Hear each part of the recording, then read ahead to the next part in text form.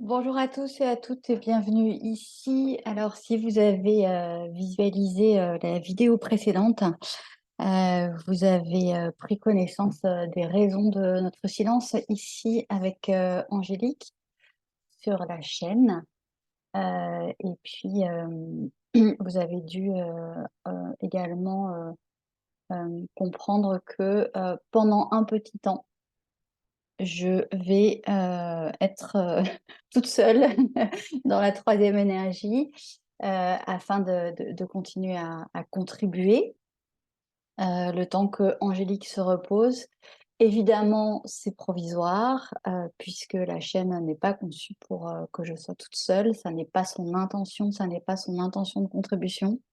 Mais c'est une décision que nous avons prise conjointement avec ma chère Angélique, que j'embrasse très fort. Donc, je vais vous délivrer seulement le message des cartes en attendant que nous puissions à nouveau être au complet.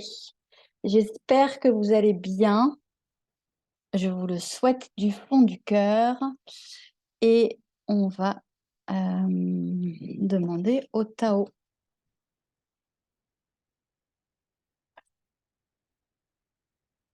Il y a ici un message tout de suite de rester au centre. Alors, vous voyez, rester au centre de soi-même, ce qui est compliqué en ce moment, je vous l'accorde, enfin, ce qui peut être compliqué. Rester au centre de soi-même, rester au centre de la tempête aussi. Être vraiment un peu l'œil du cyclone et éviter autant que faire se peut de tournoyer. Là, vous voyez, on m'envoie une image de tornade. Et à l'extrémité de la tornade, ou en tout cas à la périphérie de la tornade, on a tous en tête hein, ces images de meubles, de choses qui volent. Et avec cette image de centrage, ce que je reçois, c'est la... Alors, la nécessité, c'est un bien grand mot, parce qu'encore une fois, c'est très difficile en ce moment, mais l'effort peut-être que vous pourriez faire, refaire, refaire, de rester dans l'œil du cyclone. Donc, centré en vous-même et aussi, j'entends d'activer le bon œil.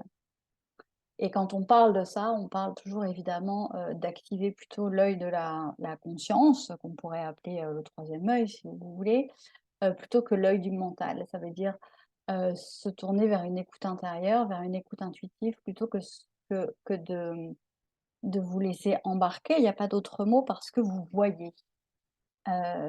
Ici, ce que j'entends, c'est peut-être le contraire de ce que ça semble être. Si vous êtes en chaos intérieur ou extérieur ou les deux, c'est peut-être une réorganisation. Alors, souvent, on le sait quand on chemine en conscience, ça n'empêche pas que l'épreuve est difficile. Mais rester cet œil conscient au centre du cyclone vous permettra probablement de passer plus vite ce qu'il y a à traverser en ce moment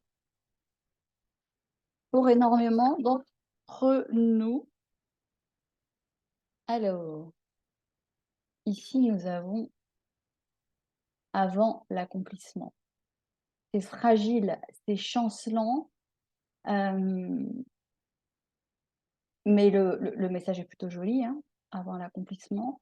C'est-à-dire, c'est un passage, c'est un chaos nécessaire. Avant, alors, l'accomplissement, je ne sais pas, en tout cas, ça nous demande de passer de l'autre côté, j'entends. Ça nous demande de passer de l'autre côté. Donc, le pas est insécurisé. Vous voyez, on est sur la glace, ça glisse, on peut se retrouver les fesses par terre, on peut se retrouver vraiment en danger. En tout cas, on peut se sentir en danger, mais ça nous demande de traverser, ça nous demande de transcender, bien que nous n'ayons aucune visibilité. Je crois que ça, c'est un point commun en ce moment à bien des personnes. On n'a pas de visibilité, on sait que ça n'est plus là, on sait éventuellement que c'est par là, mais il y a un sacré obstacle à transcender qui est de l'ordre de la peur, mentalisée, incrustée, mais on en est là. On est un peu face à nos propres montagnes. Mais quand même, justement, si nous restons bien dans notre œil conscient, on sait que ça nous emmène quelque part. On a cette certitude, j'entends visser au fond. Ça nous emmène quelque part. Alors ici, il y a un tas qui est venu. Je vais prendre juste cette carte du yang. Voilà. Dans d'autres tarots, ici, ça pourrait être la carte du masculin, la carte du principe actif. Ça me fait penser en écho. Alors c'est étonnant parce qu'en visualisation, on me renvoie à une autre image que je vais vous montrer de ce pas que je vais aller chercher. Alors, en fait, ça me parle pas spécifiquement de l'action. Ici, on pourrait se dire littéralement: «Bon, bah, on y va, quoi». Voilà, on y va, on n'a pas peur ou alors on a peur, mais on fonce dans le tas. Ça ne me parle pas tellement de ce message-là ou ah si, ça y est, j'entends. Pour certaines personnes, cette montagne à transcender, ça va en effet être, de l'action, un peu en mode, bélier. Pour d'autres personnes, cette action sera plus subtile, elle ne sera pas forcément tout de suite dans la matière. Ça pourra être une action, de prise de conscience, une action intérieure si vous voulez. Alors, on est bien d'accord que toutes les prises de conscience intérieures vont devoir se manifester à un moment, hein. C'est-à-dire quand on change à l'intérieur, il faut que ça se voit à l'extérieur, il faut que ça se verbalise, il faut que ça se formalise, il faut que ça, comme on dit, il faut que ça descende dans la matière.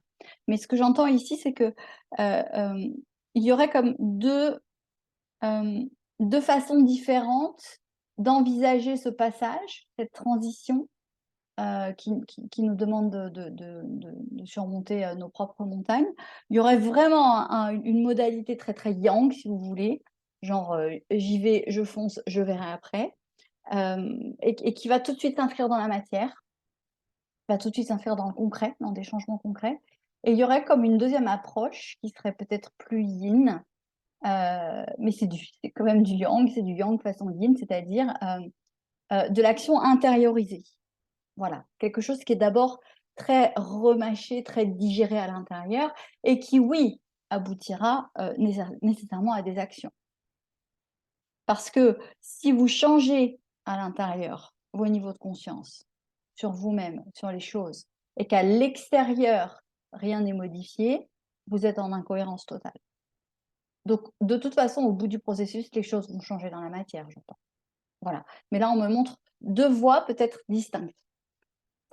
Et ce à quoi on me renvoie là, avec cette carte du créateur, c'est à une autre carte.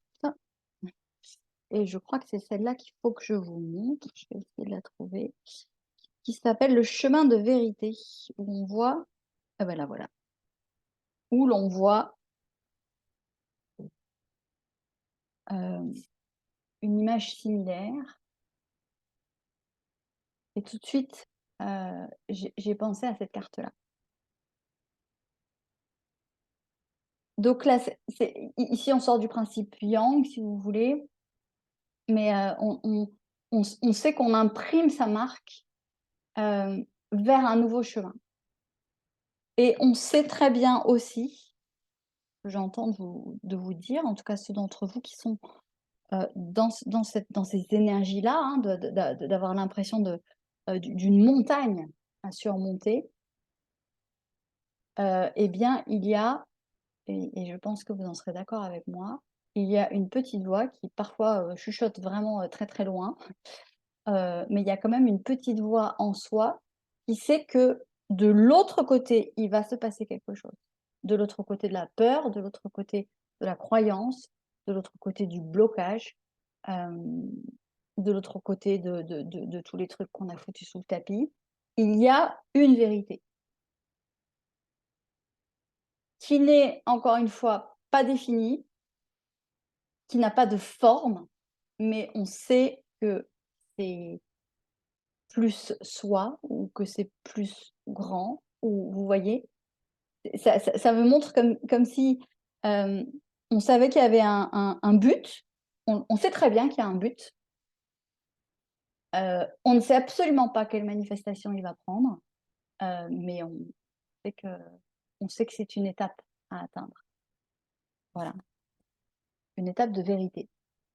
En tout cas, très certainement, à l'issue de cette transcendance, on va trouver une vérité de soi, une autre vérité de soi qui est, j'entends vraiment, dans le sens de l'expansion, hein, l'expansion de soi, expansion de conscience, et qui dit expansion de conscience dit évidemment expansion de possibilités, hein.